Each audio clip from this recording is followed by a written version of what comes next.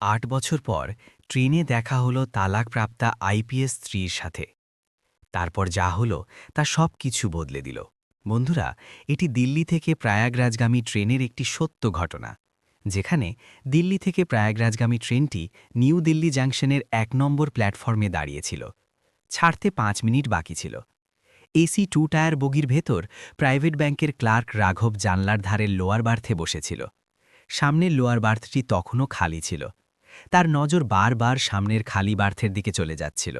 সে জানত না কেন, কিন্তু সেই শূন্যতা তাকে অদ্ভুতভাবে বিঁধছিল। তখনই বগির দরজায় নড়াচড়া হলো। দুজন উর্দিধারী পুলিশকর্মী ভেতরে এলো।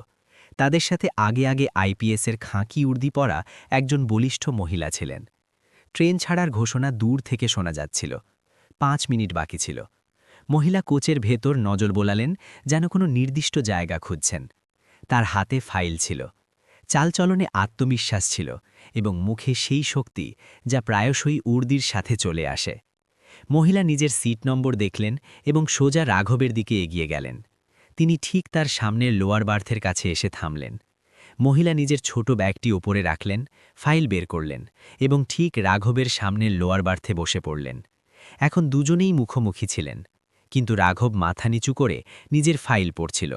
সেই মুহূর্তেই দুজন পুলিশকর্মী মহিলাকে স্যালুট ঠুকল এবং হ্যাপি জার্নি বলে চলে গেল।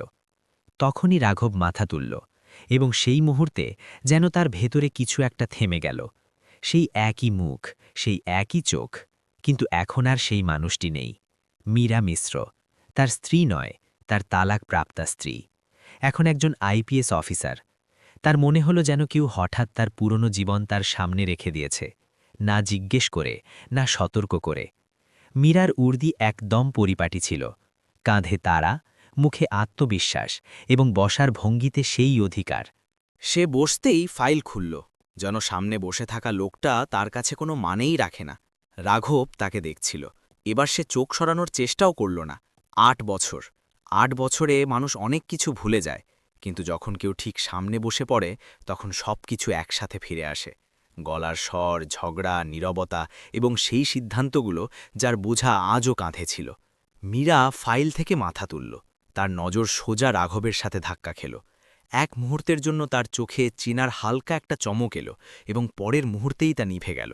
মুখ আবার শক্ত হয়ে গেল, যেন সে কোনো পুরনো কেসের ফাইল বন্ধ করে দিল। কোনো কেমন আছো নেই, কোনো প্রশ্ন নেই, শুধু দুজনের মাঝে ছড়িয়ে থাকা এক ভারী নীরবতা, যা এসি বগির ঠান্ডা বাতাসের চেয়েও বেশি ছিল। রাঘবের ভেতরটা যেন দুমড়ে মুচড়ে গেল। সে জানত এই দেখা হওয়াটা ইত্তেফাক বা কাকতলীয় ছিল না। জীবন তাকে আবার সেই প্রশ্নের সামনে দাঁড় করিয়ে দিয়েছিল, যার থেকে সে বছরের পর বছর পালিয়ে বেড়াচ্ছিল। মীরা প্রথমবার গলার স্বর বের করল। স্বরে কোনো আবেগ ছিল না, শুধু আনুষ্ঠানিকতা ছিল। আপনি এই কোচেই? রাঘব হালকা মাথা নাড়ল। কিছু বলার প্রয়োজন মনে হল না। মীরা চারদিকে নজর বোলাল। তারপর হালকা হাসি এলো, কিন্তু সেই হাসি চোখ পর্যন্ত পৌঁছল না। ভালোই তো, সে বলল। কিছু মানুষ উপরে চলেই আসে। বাক্যটি ছোট ছিল, কিন্তু তার ভেতর বছরের পার্থক্য লুকিয়েছিল। রাঘব প্রথমবার তাকে সরাসরি দেখল এবং শান্ত স্বরে বলল, উপরে নয়, ডিউটি আছে। ব্যাস এতটুকুই। কোনো সাফাই নেই, কোনো অভিযোগ নেই, শুধু দুজনের মাঝে ছড়িয়ে থাকা এক ভারী নীরবতা, যা এসি বগির ঠান্ডা বাতাসের চেয়েও বেশি ছিল। মীরা তাকে মনোযোগ দিয়ে দেখল। সাধারণ পোশাক, কোনো দামি ঘড়ি নেই, সেই পুরনো শান্তি। হয়তো সে আশা করেছিল যে রাঘব বদলে গেছে, এগিয়ে গেছে, কিন্তু সে বদলায়নি। আর হয়তো এই কথাটাই সবচেয়ে বেশি বিঁধল। মীরা ফাইল বন্ধ করল। কিছুক্ষণ চুপ রইল। তারপর বলল, তো ব্যাংকের মধ্যেই আছো? হ্যাঁ, রাঘব বলল। এখন ও সেই একটা শব্দে পুরো জীবন ছিল, সেই জীবন যা থেমে যায়নি, শুধু গতি পায়নি। ট্রেনের বাইরে প্ল্যাটফর্ম ধীরে ধীরে পেছনে সরে যাচ্ছিল। শেষ সিটির আওয়াজ কাছে আসছিল। বগিতে এখন নিস্তব্ধতা বেড়ে গিয়েছিল। দুজনেই একই কোচে ছিল, মুখোমুখি, কিন্তু মাঝখানে ৮ বছরের ব্যবধান দাঁড়িয়েছিল। মীরা হঠাৎ বলল, আমি শুনেছিলাম তুমি অনেক পেছনে রয়ে গেছ। রাঘবের মুখে কোনো রেখা পড়ল না। তার গলার স্বর স্থির ছিল। পেছনে নয়, সে বলল, ব্যাস ওখানেই থেমে আছি, যেখানে তুমি আমাকে ছেড়ে গিয়েছিলে। মীরা প্রথমবার অস্বস্তি বোধ করল। সে চোখ ফিরিয়ে নিল। হয়তো প্রথমবার সে অনুভব করল যে এগিয়ে যাওয়া মানেই সবসময় জেতা হয় না। ট্রেন ছাড়ার শেষ সিটি বাজল। চাকাগুলো ধীরে ধীরে নড়তে শুরু করল। প্ল্যাটফর্ম পেছনে সরে যেতে লাগল। রাঘব জানলা দিয়ে বাইরে দেখল। তারপর ধীরে ধীরে সামনে বসা মীরার দিকে নজর তুলল। সে এখন পরিষ্কার বুঝতে পারছিল যে এই সফর শুধু শহর বদলানোর ছিল না, এই সফর সেই সিদ্ধান্তগুলোতে ফিরে যাওয়ার ছিল যা থেকে দুজনেই পালিয়ে বেড়াচ্ছিল। এবং রাঘব জেনে গেল এই সফর শুধু প্রয়াগরাজ পর্যন্ত যাবে না। যাই হোক বন্ধুরা, ট্রেন নিজের গতি ধরে নিয়েছিল এবং প্ল্যাটফর্ম অনেক পেছনে সরে গিয়েছিল। রাঘবের মনে হল যেন এখন পেছনে ফেরার আর কোনো রাস্তা বাকি নেই। বগির আলো হালকা আবঝা হয়ে গিয়েছিল এবং বাইরে শুধু অন্ধকার ছিল। মীরা এখন আর ফাইল পড়ছিল না, সে সেটা বন্ধ করে নিজের কাছে রেখে দিয়েছিল। হয়তো সেও বুঝে গিয়েছিল যে কিছু ফাইল পড়া নয়, খোলাটা ভয়ের কারণ হয়। রাঘব আগে কথা শুরু করল না। সে জানত যে আজ কিছু বললে কথা আর ওপর থাকবে না। কিছুক্ষণ পর মীরাই নীরবতা ভাঙল। তার গলার স্বরে আদেশ ছিল না, কিন্তু সেই পুরনো দৃঢ়তা অবশ্যই ছিল। তুমি এখনও এমনই আছো, সে বলল, যেন কোনো পুরনো নোট জোরে পড়ছে। রাঘব তার দিকে দেখল। আর তুমি অনেক বদলে গেছ, সে সোজাসুজি বলল। এতে খোঁটা ছিল না, শুধু সত্য ছিল। মীরা হালকা একটা দীর্ঘশ্বাস ফেলল। বদলাতে হয়, সে বলল, নইলে মানুষ পিষে দেয়। রাঘব উত্তর দিল না। সে জানত মীরা যেই মানুষদের কথা বলছে তাদের মধ্যে সেও কোথাও না কোথাও সামিল ছিল। মীরা হঠাৎ জিজ্ঞেস করল, তোমার মনে আছে যখন আমার ট্রেনিং শুরু হয়েছিল? রাঘবের মনে ছিল, কিন্তু সে মাথা নেড়ে শুধু এতটুকুই বলল। মীরার চোখে হালকা চমক এলো। সেদিন তুমি বলেছিলে আমি যাই হই না কেন, ঘর ওটাই থাকবে। রাঘব জানলার দিকে দেখল। ঘর ওটাই ছিল, সে বলল। তুমি বদলে গিয়েছিলে। মীরা প্রথমবার চুপ হয়ে গেল। হয়তো সে এমন উত্তরের আশা করেনি। কিছুক্ষণ পর সে ধীর স্বরে বলল, আইপিএস হওয়ার পর প্রতিদিন আমাকে মনে করানো হতো যে আমি আর সাধারণ নই। রাঘব তার দিকে দেখল। আর সেই দিন থেকেই তুমি আমাকে সাধারণ মনে করা শুরু করে দিয়েছিলে, সে বলল। মীরা কিছু বলল না, কিন্তু তার আঙুলগুলো একে অপরের সাথে জড়িয়ে গেল। রাঘব বলে চলল, আমি কখনো তোমার উন্নতি দেখে ভয় পাইনি। আমার ভয় এই কথায় লেগেছিল যে তোমার আমাকে আর প্রয়োজনই রইল না। মীরা মাথা নিচু করে নিল। তাকে প্রথমবার অস্বস্তিতে দেখাচ্ছিল। তুমি বুঝতে পারছ না, সে বলল। আমার পৃথিবী বদলে গিয়েছিল। রাঘব শান্ত স্বরে বলল, পৃথিবী বদলালে সম্পর্ক ভাঙে না, অহংকারে ভাঙে। মীরা তার দিকে তীক্ষ্ণ দৃষ্টিতে তাকাল। হয়তো এই শব্দটা তাকে বিঁধেছিল। অহংকার, সে পুনরাবৃত্তি করল। তোমার মনে হয় আমি অহংকারে তালাক নিয়েছি? রাঘব বিনা দ্বিধায় বলল, না, তুমি অহংকারে একা ছেড়ে দিয়েছ। এই প্রথমবার সে এত পরিষ্কারভাবে বলল। বগিতে পিনপতন নিস্তব্ধতা নেমে এলো। ট্রেনের শব্দ এখন আরও জোরে মনে হচ্ছিল। মীরার চোখে কিছু ভাঙতে দেখা গেল, কিন্তু সে নিজেকে সামলে নিল। তুমি জানো, সে বলল, আমার প্রতিটি সিদ্ধান্তকে মানুষ সঠিক বলত। রাঘব তার দিকে দেখল। কিন্তু কেউ এটা জিজ্ঞেস করেনি যে সেই সিদ্ধান্তটা সঠিক ছিল কি না। মীরা গভীর শ্বাস নিল। যখন আমি তালাকের কাগজ দিয়েছিলাম, তুমি আটকাওনি কেন? রাঘব সঙ্গে সঙ্গে উত্তর দিল না। কিছুক্ষণ পর বলল, কারণ আমি তোমাকে জোর করে আটকাতে চাইনি। সম্পর্ক যদি আদেশে চলে তবে সেটার সম্পর্ক থাকে না। মীরার চোখ ভরে এলো, কিন্তু সে কাঁদল না। রাঘব বলল, তোমার সবসময় মনে হয়েছে যে আমি পেছনে রয়ে গেছি। সত্যি এটা যে আমি ওখানেই দাঁড়িয়েছিলাম যেখান থেকে তুমি এগিয়ে গিয়েছিলে। মীরা ধীরে বলল, আর আমার মনে হলো আমি জিতে গেছি। রাঘব তার কথা শেষ করল। কিন্তু আজ তোমার মনে হচ্ছে যে কিছু একটা ছুটে গেছে। মীরা প্রথমবার স্বীকার করল। ব্যাস একটা শব্দ, ছোট কিন্তু ভারী। সে বলল, পদ আমাকে উঁচুতে তুলেছে, কিন্তু ঘরটা শূন্য রয়ে গেছে। রাঘব কোনো সহানুভূতি দেখাল না। সে শুধু এতটুকুই বলল, ঘর খালি তখন হয় যখন মানুষ ভরাতে ভুলে যায়। ট্রেন পরের স্টেশনের দিকে এগোচ্ছিল। বাইরে কোথাও দূরে আলো দেখা যাচ্ছিল। মীরা হঠাৎ বলল, যদি আজ আমি সেই মীরা হতাম তবে হয়তো। সে বাক্যটি শেষ করতে পারল না। রাঘব তার দিকে দেখল। তাহলে হয়তো আজ এই কথাবার্তা হতো না, সে বলল। মীরা মাথা নাড়ল। হয়তো, সে বলল। তারপর ধীর স্বরে যোগ করল, কিন্তু আজ এই কথাবার্তা জরুরি। রাঘবের প্রথমবার মনে হল যে এটা শুধু মুখোমুখি হওয়া নয়, আত্মবিশ্লেষণ। মীরা বলল, আমি তোমাকে ছাড়িনি, আমি নিজেকে বেছে নিয়েছিলাম।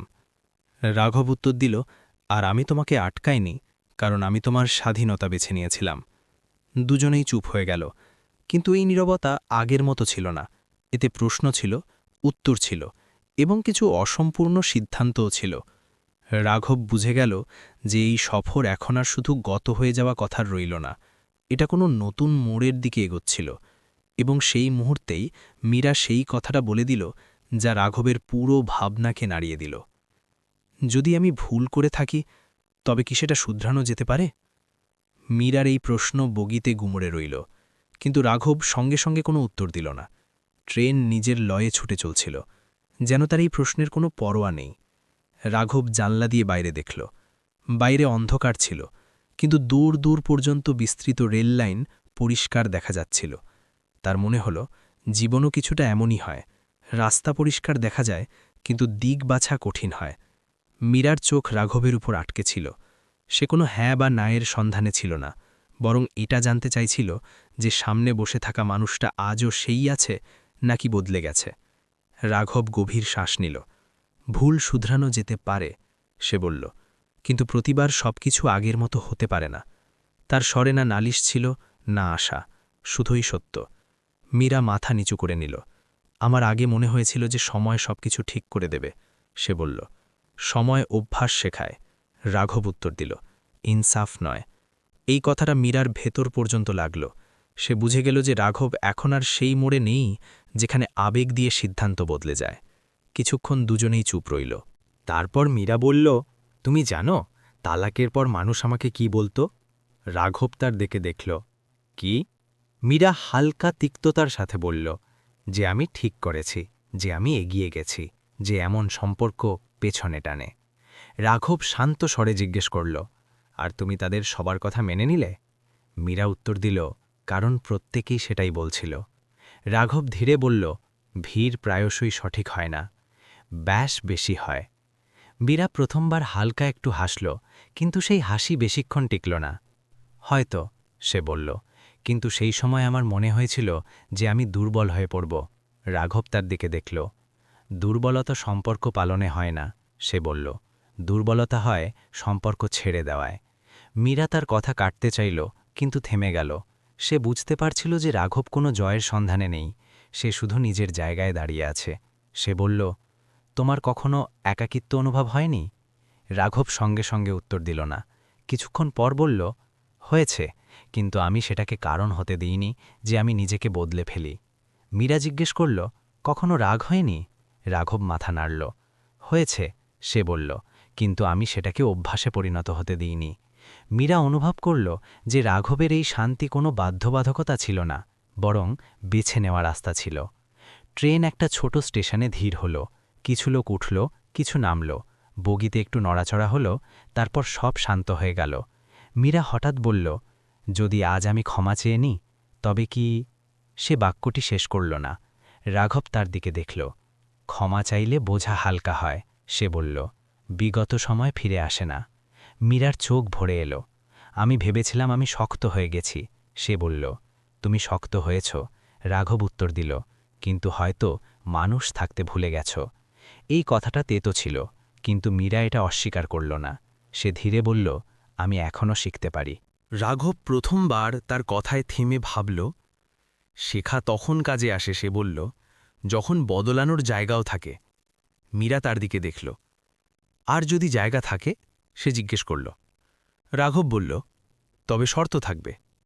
মীরা চমকে গেল। শর্ত? রাঘব মাথা নাড়ল। সমান সমানে, সে বলল। পদ বাইরে থাকবে, সম্পর্ক ভেতরে। মীরা কিছু বলল না, কিন্তু তার মুখ দেখে পরিষ্কার বোঝা যাচ্ছিল যে এটা তার জন্য সহজ ছিল না। ট্রেনের শব্দ আবার জোরে হয়ে গেল। বাইরে রাত আরও গভীর হয়ে গিয়েছিল। মীরা ধীর স্বরে বলল, তুমি বদলে গেছ। রাঘব হেসে বলল, না, আমি ওখানেই আছি। তুমি প্রথমবার আমাকে দেখছ। মীরা জানলার দিকে দেখল। হয়তো সে প্রথমবার বুঝছিল যে এগিয়ে চলা মানে সবসময় এগিয়ে যাওয়া নয়। কিছুক্ষণ পর সে বলল, আমি ভেবেছিলাম তুমি আমাকে প্রশ্ন করবে। রাঘব উত্তর দিল, আমি প্রশ্ন অনেক আগেই ছেড়ে দিয়েছিলাম। মীরা জিজ্ঞেস করল, তবে আজ? রাঘব বলল, আজ উত্তর জরুরি। মীরা গভীর শ্বাস নিল। যদি আমি বলি যে আমি নতুন করে শুরু করতে চাই?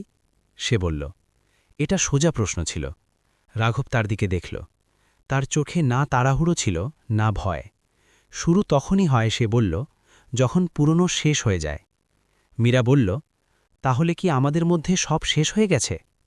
রাঘব উত্তর দিল, না, কিন্তু তেমনটাও নেই যেমনটা তুমি চাও। ট্রেন পরের বড় স্টেশনের দিকে এগোচ্ছিল। লাউডস্পিকারের আওয়াজ দূর থেকে আসছিল। মীরা অনুভব করল যে এই সফর এখন কোনো সিদ্ধান্তের দিকে এগোচ্ছে। এবং তখনই মীরা সেই কথাটা বলল যা এবার শুধু প্রশ্ন ছিল না, বরং একটা প্রস্তাব ছিল। যদি আমি আমার চেয়ারের আগে তোমাকে বেছে নিই, তবে কি তুমি আমার সাথে আবার চলতে পারবে? মীরার স্বরে এবার না অফিসারের ভাব ছিল, না কোনো জয়ের। তাতে ক্লান্তি ছিল এবং হয়তো ভেঙে পড়া আশাও। রাঘব তার দিকে দেখল, কিন্তু উত্তর দিতে তাড়াহুড়ো করল না। ট্রেন একটা স্থির গতিতে এগিয়ে চলছিল, যেন তার জানা ছিল যে কিছু সিদ্ধান্তের জন্য সময়ের প্রয়োজন হয়। রাঘব জানলার বাইরে ফুটে ওঠা আলোগুলো দেখল এবং তারপর আবার মীরার দিকে নজর ফিরিয়ে আনল। চলতে পারা আর চলা, সে শান্ত স্বরে বলল, দুটি আলাদা কথা। মীরা তার কথা বোঝার চেষ্টা করল। রাঘব আরও বলল, আমি কারো পেছনে চলি না এবং কারো আগেও না। মীরা মাথা নিচু করল। সে অনুভব করে ফেলেছিল যে সেই মানুষ যে কখনো গলার স্বর উঁচু করেনি, কিন্তু আজ তার প্রতিটি কথা ভারী ছিল। মীরা বলল, আমি পেছনে চলতে বলছি না। রাঘব সঙ্গে সঙ্গে উত্তর দিল না। সে জিজ্ঞেস করল, তাহলে কি সমতা স্বীকার আছে? মীরা আঙুলগুলো একে অপরের সাথে জড়িয়ে গেল। সমতা, এই শব্দটা তাকে নতুনভাবে ভয় দেখাতে শুরু করল। পদ, আদেশ, পরিচয় এইসব ছাড়া সে নিজেকে যাচাই করছিল। হ্যাঁ, সে বলল, যদি এটাই রাস্তা হয়। রাঘব মাথা নাড়ল। রাস্তা নয়, সে বলল, শর্ত আছে। মীরা তার দিকে দেখল, কোনটা? রাঘব এক একটা শব্দ পরিষ্কার করে বলল, ঘরে কোনো চেয়ার চলবে না, বাইরে তুমি অফিসার, ভেতরে মানুষ। মীরা গভীর শ্বাস নিল। তার জন্য সহজ ছিল না, কিন্তু সে নাও করল না। ট্রেন একটা বড় স্টেশনে থামল। দরজা খুলল, কিছু লোক নামল, কিছু উঠল। শোরগোল অল্প সময়ের জন্য বাড়ল, তারপর আবার শান্তি নেমে এলো। মীরার মনে হল যেন এই স্থিবিরতা তার নিজের ভেতরেও এসেছে। সে বলল, লোকে কি বলবে? রাঘব না ভেবেই বলল, লোকে সবসময় বলে। প্রশ্ন এটা যে আমরা কি শুনি। মীরা প্রথমবার স্বীকার করল, আমার ভয় লাগে। রাঘব তার দিকে দেখল। আমারও লাগত, সে বলল, কিন্তু ভয়ের ভরসায় সম্পর্ক চলে না। মীরা জিজ্ঞেস করল, তাহলে কিসের ভরসায়? রাঘব উত্তর দিল, সম্মানের। এই শব্দটা মীরার জন্য নতুন ছিল না, কিন্তু আজ তার অর্থ বদলে গিয়েছিল। মীরা বলল, যদি আমি আবার সেই ভুল করে বসি তবে? রাঘব শান্ত স্বরে বলল, তবে আমি চুপ থাকব না। মীরা চমকে উঠল এবং সে জিজ্ঞেস করল। রাঘব বলল, আর তুমি শুনবে। এটা কোনো হুমকি ছিল না, ব্যাস একটা পরিষ্কার সীমানা ছিল। মীরা ধীরে মাথা নাড়ল। কিছুক্ষণ দুজনেই চুপ রইল। তারপর মীরা জিজ্ঞেস করল, তুমি কি আমাকে বিশ্বাস করতে পারবে? রাঘব তার চোখের দিকে তাকাল। বিশ্বাস চাওয়া যায় না, সে বলল, অর্জন করতে হয়। মীরা এটা স্বীকার করে নিল। তার প্রথমবার মনে হল যে এই সফর তাকে নিজের কাছে নিয়ে আসছে, কোনো পদের কাছে নয়। মীরা স্বস্তির নিঃশ্বাস ফেলল। হয়তো প্রথমবার তার মনে হল যে সে একা নয়। ট্রেন নিজের গতিতে এগিয়ে চলছিল এবং রাত এখন অর্ধেকের বেশি কেটে গিয়েছিল। দুজনের মধ্যে কথাবার্তা থেমে গেল, কিন্তু এই বিরতি শূন্য ছিল না। এতে ভরসা ছিল, সেই ভরসা যা শব্দের চেয়ে বেশি নীরবতায় বাড়ে। পরদিন সকালে ট্রেন প্রয়াগরাজ পৌঁছানোর কথা ছিল। স্টেশনের আগের কোলাহল শুরু হয়ে গিয়েছিল। মীরা নিজের ফাইলপত্র গুছিয়ে নিল। রাঘবও নিজের ব্যাগ তুলল। প্ল্যাটফর্ম কাছে আসছিল, আর সাথে এক নতুন প্রশ্ন, এবার সামনে কি? ট্রেন থামল, লোক নামতে শুরু করল। মীরা আর রাঘবও নামল, কিন্তু এবার আলাদা আলাদা বিকে গেল না, কয়েক কদম সাথে চলল। স্টেশনের বাইরে মীরা বলল, আমি সোজা বাড়ি যাব। রাঘব মাথা নাড়ল, আমি ব্যাংকের কাজ মিটিয়ে ফিরব। দুজনেই জানত যে এই বিদায় পুরনো বিদায়ের মতো ছিল না। এতে দূরত্ব নয়, অপেক্ষা ছিল। মীরা যেতে যেতে বলল, আমি কল করব। রাঘব উত্তর দিল, আমি ধরব। পরের কিছুদিন সহজ ছিল না। মীরার বাড়িতে প্রশ্ন উঠল, অবাক হল, রাগারাগিও হল। বাবা মা বুঝতে পারছিলেন না যে একজন অফিসার হয়ে সে পুরনো সম্পর্কের কথা কেন বলছে। মীরা প্রথমবার কোনো উঁচু গলা ছাড়া, কোনো তর্ক ছাড়া শুধু সত্যিটা রাখল। সে বলল যে পথ তাকে পরিচয় দিয়েছে, কিন্তু সম্পর্ক তাকে মানুষ বানায়। এটা বনা সহজ ছিল না, কিন্তু সে বলল। ওদিকে রাঘবও নিজের বাড়িতে পরিষ্কার কথা রাখল। সে কাউকে দোষ দিল না, শুধু এতটুকুই বলল যে যদি সম্পর্ক আবার তৈরি হয় তবে সমান সমানে তৈরি হবে, না ঝোঁক থাকবে না চাপ। কিছু লোক বারণ করল, কিছু বোঝালো, কিন্তু রাঘব শান্ত রইল। সে জানত যে এই সিদ্ধান্ত কাউকে খুশি করার জন্যে নয়। কয়েক সপ্তাহ পর এক সন্ধ্যায় মীরা কল করল। স্বর স্থির ছিল। বাবা মা মেনে গেছেন, সে বলল। রাঘব কয়েক মুহূর্ত চুপ থেকে জিজ্ঞেস করল, আর তুমি? মীরা না থেমে বলল, আমিও। সেই একটা শব্দে দৃঢ়তা ছিল, কোনো আবেগপ্রবণতা নয়। রাঘব বলল, তবে দেখা করি। দেখা হলো খুব সাধারণভাবে, কোনো বড় রেস্তোরাঁ নয়, কোনো লোক দেখানো ব্যাপার নয়, একটা শান্ত জায়গা যেখানে কথা বলা যায়। দুজনেই ঠিক করল যে বিয়ে হবে, কিন্তু শোরগোল ছাড়া, না মিডিয়া না আত্মীয়দের ভিড়, শুধু কিছু লোক যারা দুজনকেই চেনে। এই সিদ্ধান্ত সমান সমানে হল। বিয়ের দিন মীরা উর্দি করল না, সাধারণ পোশাক ছিল, মুখে হালকা নার্ভাসনেস এবং চোখে শান্তি। রাঘবও তেমনই ছিল, না বেশি উত্তেজিত না ভীত। দুজনেই জানত যে এটা নতুন শুরু, পুরনো গল্পের পুনরাবৃত্তি নয়। ৭ পাক হল, কথা দেওয়া হলো, কিন্তু সবচেয়ে গুরুত্বপূর্ণ সেই মুহূর্ত ছিল যখন দুজনেই একে অপরের চোখের দিকে তাকালো। তাতে প্রতিশ্রুতি ছিল না, বোঝাপড়া ছিল। এই বিয়ে কোনো জয়ের উৎসব ছিল না, বরং দুজন মানুষের সম্মতি ছিল যে তারা সাথে চলতে চায়, সমান সমানে। বিয়ের পর জীবন হঠাৎ সহজ হয়ে যায়নি। মতভেদ এলো, ক্লান্তিও এলো, কিন্তু এবার কথা লোকানো হলো না। মীরা শিখল যে প্রতিটি আদেশ জরুরি হয় না। রাঘব শিখল যে প্রতিটি নীরবতা সঠিক হয় না। দুজনেই মাঝের পথ বেছে নিল, সম্মানের। এক সন্ধ্যায় মীরা বলল, আজ অফিসে একজন জিজ্ঞেস করল, তুমি আবার বিয়ে কেন করলে? রাঘব জিজ্ঞেস করল, তুমি কি বললে? মীরা হাসল, আমি বললাম কারণ প্রথমবার আমি সঠিক কারণে সিদ্ধান্ত নিয়েছি। রাঘব মাথা নাড়ল, তার মনে হল হয়তো এটাই জয়। সময়ের সাথে সাথে মানুষও বুঝতে শুরু করল। কেউ কেউ বুঝলও না, কিন্তু এতে কোনো তফাৎ পড়ল না। মীরা এখনও আইপিএস ছিল, কিন্তু বাড়িতে শুধুই মীরা ছিল। রাঘব এখনও ব্যাংক ক্লার্ক ছিল, কিন্তু তার পরিচয় শুধু ওটাই ছিল না। দুজনেই মিলে এমন এক ঘর বানালো যেখানে পদ দরজার বাইরে নেমে যেত। এক রাতে মীরা বলল, যদি আমি আবার সেই হয়ে যাই? রাঘব হেসে বলল, তবে আমি আবার ওখানেই থাকব, যে সত্যি বলবে। মীরা হাসতে হাসতে বলল, আর আমি শুনব। এটা ঠাট্টা ছিল না, আপোস ছিল। গল্প এখানেই শেষ হয় না, কিন্তু এখানেই থামছে, কারণ এই গল্প কোনো অফিসারের নয়, কোনো পদের নয়, বরং দুজন মানুষের, যারা ভেঙে চুরমার হয়েছিল এবং তারপর বুঝদারির সাথে জোড়া লাগল। আর হয়তো এটাই শিক্ষা ছিল, উন্নতি মানুষকে উঁচু করুক, সম্পর্ক ছোট না করুক। আর যদি ভুল মেনে নেওয়া যায়, তবে ভাঙা সম্পর্ক আবার শ্বাস নিতে পারে। এবার একটু সততার সাথে নিজেকে জিজ্ঞেস করুন, যদি আপনার স্ত্রী আপনার চেয়ে বেশি সফল হয়ে যান, বেশি শক্তিশালী হয়ে যান, তবে কি আপনি তাকে সম্মান করতে পারবেন, নাকি আপনার অহংকার মাঝখানে আসবে? আর যদি আপনি স্ত্রী হন, তবে কি আপনি নিজের পদ এবং সাফল্যের চেয়ে উপরে নিজের সম্পর্ককে রাখতে পারবেন, নাকি এটা বলে দেবেন যে স্বামী এখন আর লেভেলের রইল না? যদি ভুল আপনার হয় এবং সামনের জন আজও আপনার অপেক্ষায় থাকে, তবে কি আপনি মাথা নত করে ক্ষমা চাইতে পারবেন, নাকি সমাজের কথা আপনাকে আটকে দেবে? এবার আপনারা বলুন, এই গল্পে ভুল বেশি কার ছিল, রাঘবের না মীরার? যদি আপনি রাঘবের জায়গায় হতেন, তবে কি আপনি মীরাকে দ্বিতীয় সুযোগ দিতেন? আর যদি আপনি মীরার জায়গায় হতেন, তবে কি আপনি নিজের পদ ছেড়ে সম্পর্ককে বেছে নিতেন? এই প্রশ্নের উত্তর সহজ নয়, কিন্তু হয়তো এই উত্তরগুলোতেই আপনার নিজের গল্প লুকিয়ে আছে। নিচে কমেন্টে সত্যিটা লিখুন, বিনা ভয়ে, বিনা লোক দেখা নয়। আর যদি এই গল্প আপনাকে ভাবতে বাধ্য করে থাকে, তবে একে লাইক করুন, শেয়ার করুন এবং চ্যানেলকে সাবস্ক্রাইব করুন, কারণ এমন গল্প শুধু শোনা যায় না, অনুভব করা যায়। দেখা হবে পরের গল্পে। ততক্ষণ নিজের খেয়াল রাখুন।